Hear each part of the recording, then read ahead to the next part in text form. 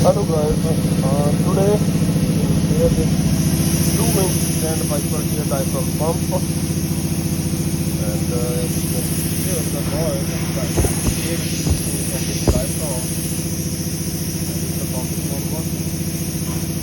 So to fix it, we are going to deassemble the pump. We're going to open up all these screws, nut bolts, and then we're going to find the problem.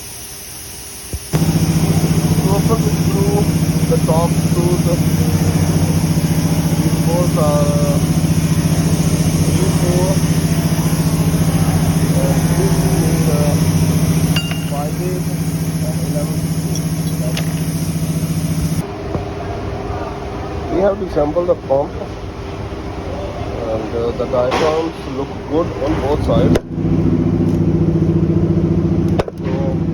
Before we put back everything, we're going to clean this residue, apply silicone, or even we're going to open up this screw, this one here, and apply the silicone, and then this one before we put back the diaphragm. So there's less chances of air leakage. Okay, I unscrewed this. So remove this gasket. Take this out, and as you see, make sure you put these gaskets back. You need to check the pin here. If these are moving freely, then you don't need to remove this air motor. If these pins are stuck, then it's better to remove the air motor also and clean these pins too.